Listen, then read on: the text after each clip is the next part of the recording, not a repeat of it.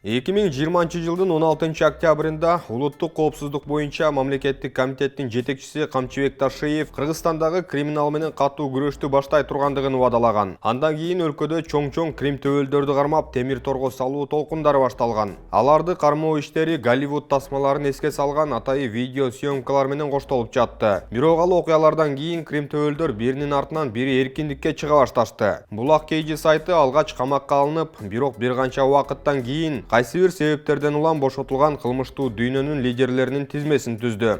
Камчы Гөлбаев, Коля Киргиз, мыйзамдагы ууру, КМШ өлкөлөрүнүн крим төбөлдөрүнүн эң таасирдүүлөрүнүн бири. Кыргызстанды карайт. 2 жолу кесилген. Биринчисинде 2 адамды өлтүрдү деп 25 жылга камалса, экинчисинде 3 жылга камалган. Бирок темир тор артында ал болгону 7 жыл отурган. Америка Кошмо Штаттарынын бийлиги Камчы Гөлбаевдин финансылык схемалары тууралуу айтып берген адамга 5 миллион АКШ долларын сунуштап келет. 2020 жылдын 22 октябрында УКМК кызматкерлери тарабынан кылмыштуу топту түздү деп айыпталып, соттун чечими менен камакка алынган. Бирок 2 мартта сот аны эч жакка чыкпоо тууралуу тилкат менен бошоткон. Эркиндикке чыгаар алдында Гөлбаев мамлекеттик казынага 49 миллион 600 миң сом, же 585 миң доллар төккөн. Чыңгыз Жумагулов, Дөө Чыңгыз каймана аты менен жүргөн Чыңгыз Жумагулов Камчы Гөлбаевдин уюшкан кылмыштуу тобунун активдүү мүчөсү. Буга чейин адамдын өмүрүнө кол салуу, опузалап тоноо жана уртокмокко алуу беренелери боюнча көп жолу жоопко тартылган. 2016 жылы адамга ок атканы үчүн аны 18 жылга кесишкен. Бирок ал 2 жылдан кийин эле мөөнөтүнөн мурда шарттуу бошотулган. Президенттин администрациясынын мурунку жетекчиси Медет Садыркуловдун өлүмүнө шектүүлөрдүн арасында болгон. 2019 жылдын апрелинде кылмыштуу топтун дагы башка мүчөлөрү менен бирге 2 адамды өлтүрө сабагандыгы үчүн кармалып, сот Жумагуловду 5 жылга эркинен ажыраткан. Бирок кайрадан 2 жылдан кийин 2021 жылдын 12 июлунда бошотулган.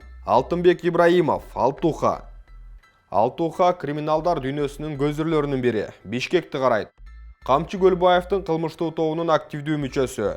Түрдүү кылмыштары үчүн 7 жолу соттолгон. Анын аты 2015 жылы рекет үчүн кармалганда жайылып кеткен. Алтуха башка башкесерлер менен бирге бизнесменди алыс тоого алып барып, андан 80 миң доллар акча талап кылышкан. Бирок сот аларды актап эркиндикке чыгарган. 2021 жылдын 13 январында УКМК кызматкерлери тарабынан кылмыштуу чөйрө менен байланышы бар деп шектелип кармалган. Алтуханы колго түшүрөргө 3 күн калганда аны менен опер кызматкери кызыктуу бир маек курган. Алтуха, мен сага бир нерсени айтып коеюн. Балким сен алдыда кылмыштуу чөйрөдө кимдир бирөө болгун келип жаткандыр.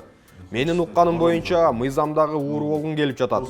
Бирок сен бир нерсени эске алып кой. Келечекте Кыргызстанда уюшкан кылмыштуулук менен күрөш жүрөт. Сен бул жөнүндө ойлонуп кой. Кыргызстанда биз оперлер турганда уюшкан кылмыштуу топ болбойт. Эч качан баш көтөрө алышпайт деп УКМК кызматкери сүйлөгөн. 3 күндөн кийин сот Алтуханы үй камагына чыгарган. Кадырбек Досонов, Дженго. Уюшкан кылмыштуу топтордун биринин лидери, Кыргызстандын түштүк регионун карайт. Бир нече жолу соттолгон, эч качан иштеген эмес, бизнеси жок. Бирок 19 автоунаасы, 15 кыймылсыз мүлкү жана 35 жер тилкеси бар. Курулуш компанияларында өзүнүн киреше бөлүгүнө ээ. Андан сырткары Досонов милициянын полковниги Толкунбек Шоноевдин өлүмүнө да шектелген. 2021 жылдын февралында Ош облусунда УКМК кызматкерлери тарабынан кармалып, Бишкекке жеткирилген. Ал эми ушул жылдын 24 декабрында Ош облустук соту аны үй камагына чыгарган. Бирок бир нече сааттан кийин белгилүү болгондой, ишти карап жаткан сотто алмаштыргандан кийин Дженго кайрадан темир тор артына кеткен. Бул аталгандардан тышкары ушул жылдын ичинде чоң крим төбөлдөрдөн Улан Узун кайманаты бар Улан Барчакеев, Точка жана Ботош кайманаттары менен таанымал болгон кылмыштуу топтун мүчөлөрү кармалган. Жакын арада аталгандар да бошоп чыгышы мүмкүнбү?